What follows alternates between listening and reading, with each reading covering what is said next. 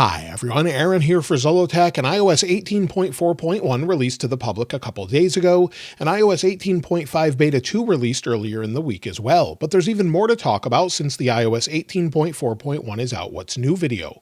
We'll talk about overall features, some Apple news, as well as the overall experience.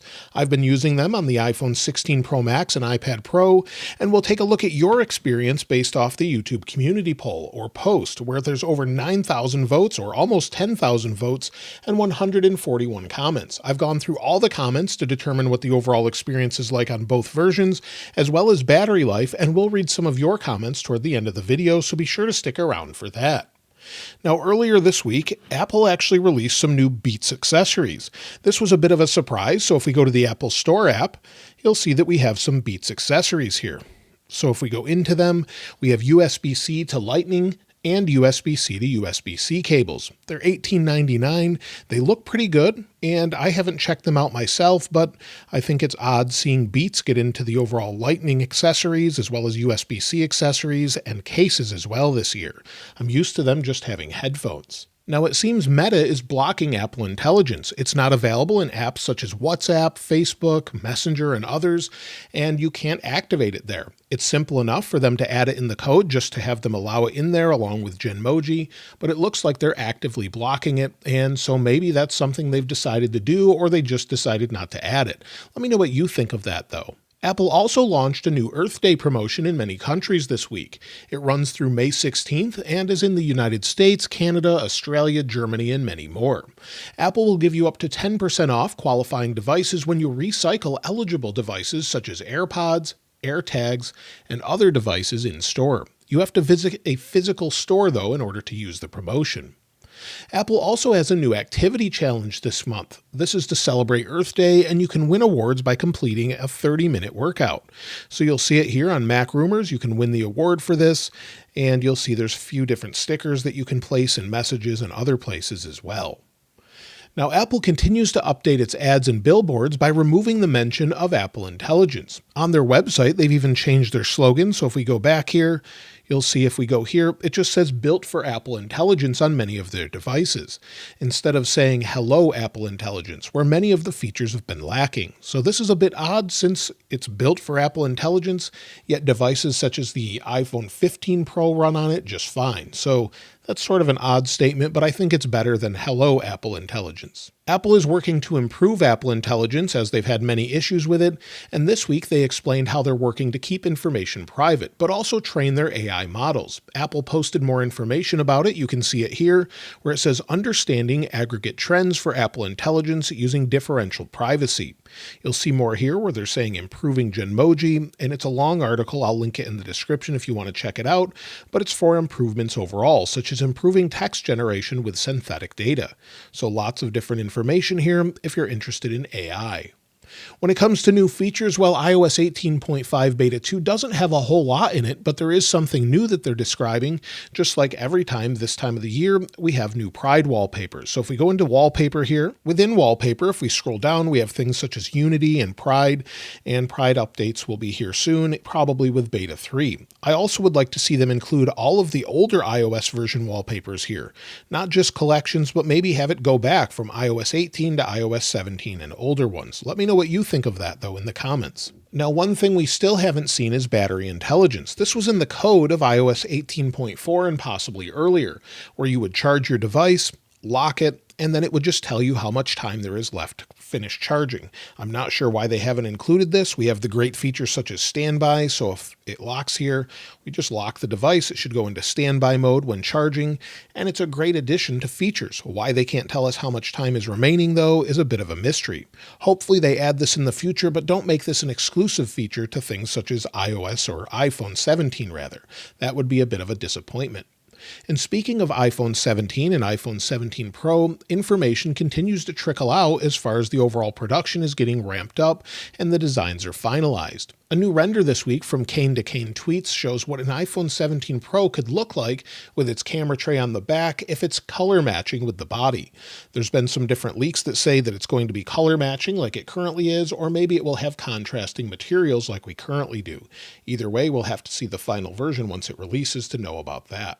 Now, iOS 19 has me excited for a new design, new interactions, and new ways to use the device overall. I really hope Apple is focusing on usability, unlike their new Photos app, and maybe fixing bugs and just stability overall. They certainly haven't seemed to listen a whole lot, and they've neglected to fix quite a few bugs overall, and this is something we would have never expected from Apple in the past. Also, iPadOS 19 is also expected to get a Mac-like update to enhance productivity and multitasking, so hopefully we see some big changes here.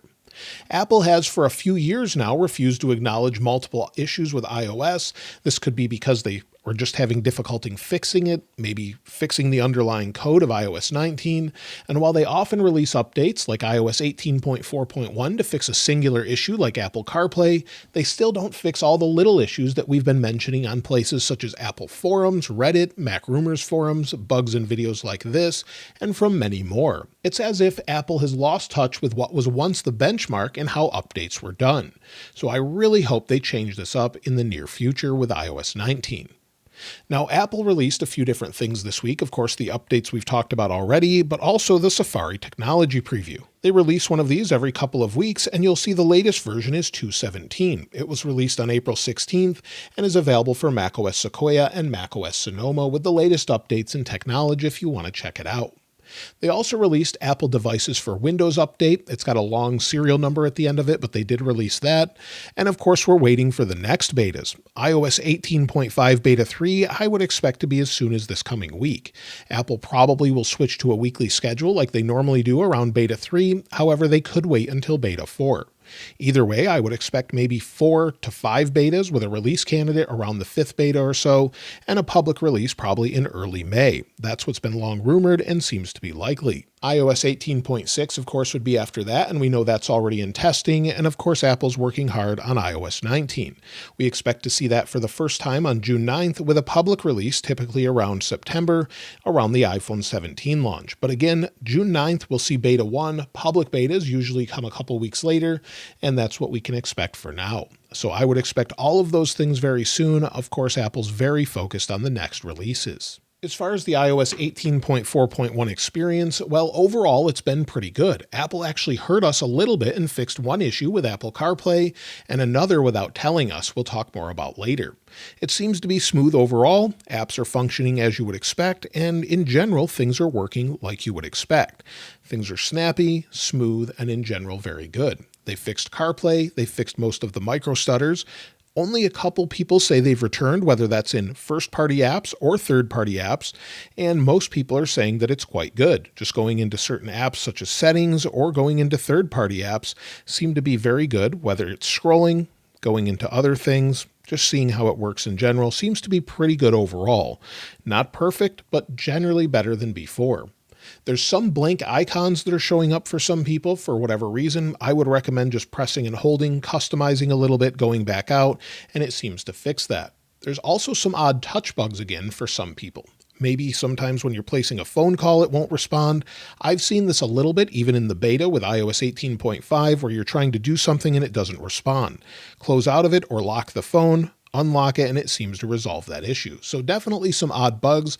It's not perfect, but definitely a little bit better. Notifications seem to be better, but the wallpaper dimming bug is definitely still there. It does seem to be a little bit better with 18.4.1 on most wallpapers, but occasionally it will desaturate the wallpaper. When it comes to iOS 18.5 Beta 2, well, it still is a beta, but generally is pretty good. It fixed the issue where sometimes the Apple Watch wouldn't communicate with the iPhone, seems to have fixed that issue, and many people were saying that it was reverting to the old Siri style, but typically that's when it's downloading in the background. So go into your settings, go to Apple Intelligence and Siri, and make sure it's not downloading. If it is, that's why it's not showing. When that completes, it should show the updated Siri icon, or the logo, or where it lights up the outside of the screen. Some have said that Wi-Fi hotspots are not working properly, but it seems to have fixed most issues. I still have those touch issues like I mentioned, and occasional CarPlay disconnects. It seems like it was fixed in 18.4.1, but iOS 18.5 Beta 2 may not have that fix in it. I also had quite a few issues with airdropping to this phone earlier this week. Airdropping from a different device, I can airdrop from it fine, but airdropping to it seems to be an issue. If I go into 18.4.1 and try an airdrop here, we'll airdrop to this device here, 16 Pro Max Black. We'll see if it works.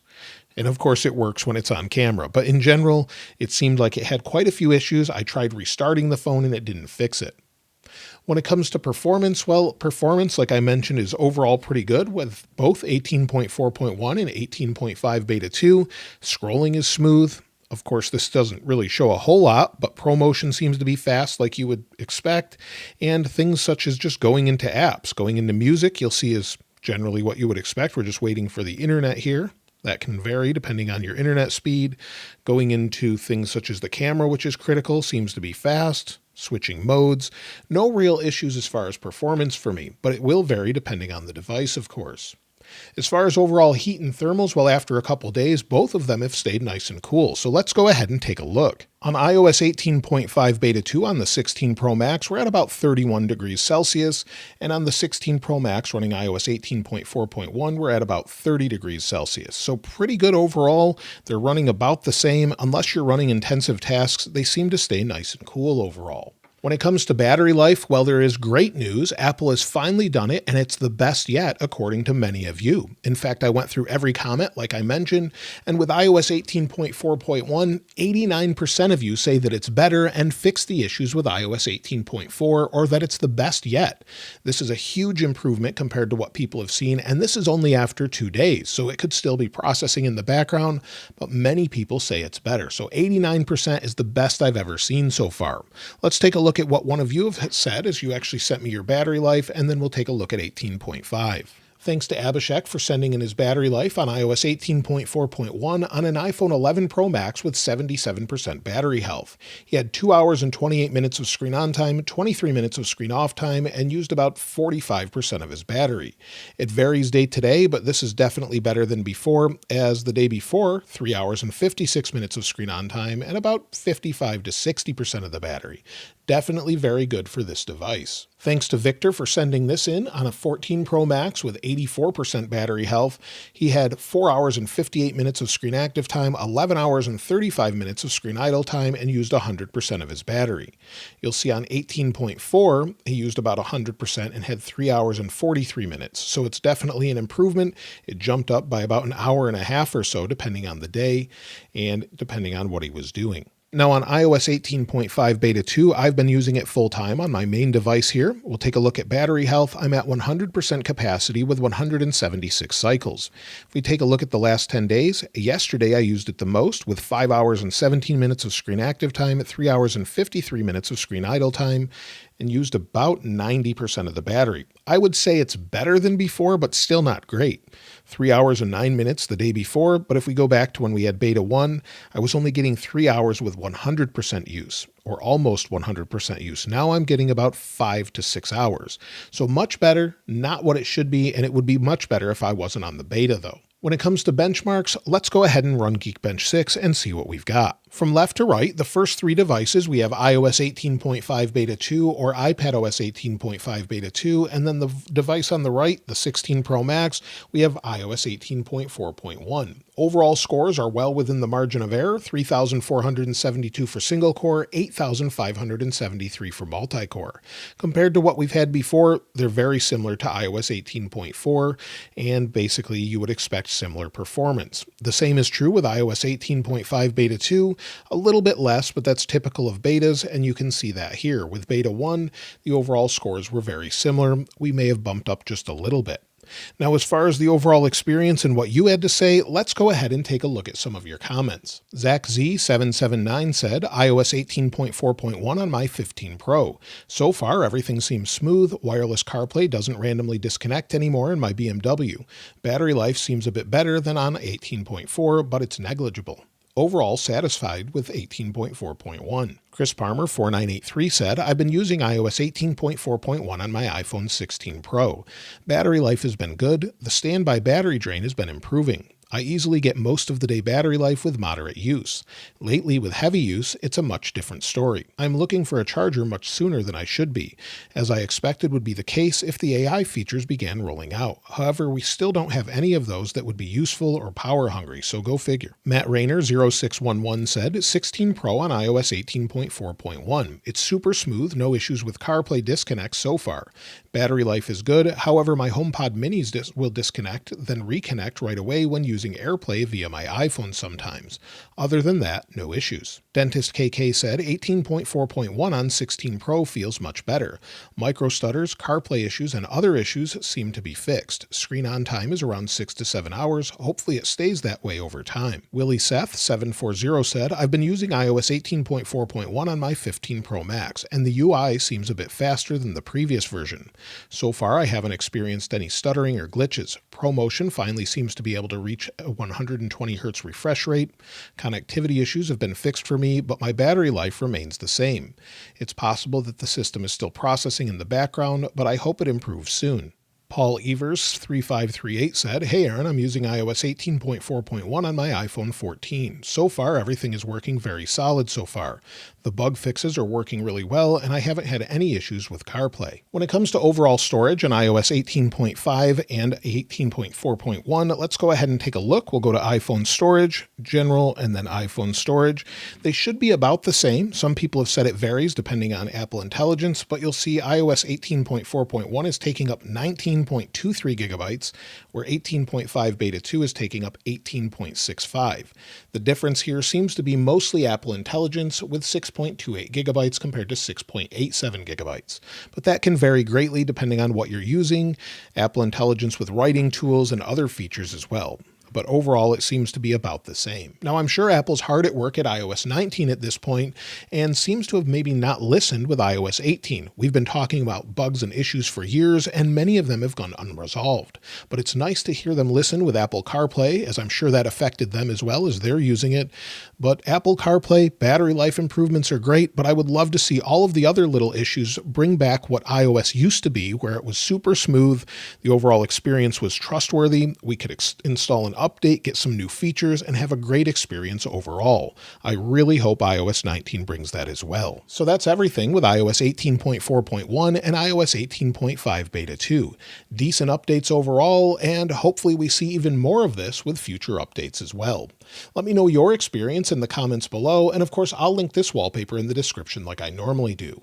If you haven't subscribed already though, please subscribe, and if you enjoyed the video, please give it a like. As always, thanks for watching. This is Aaron. I'll see you next time.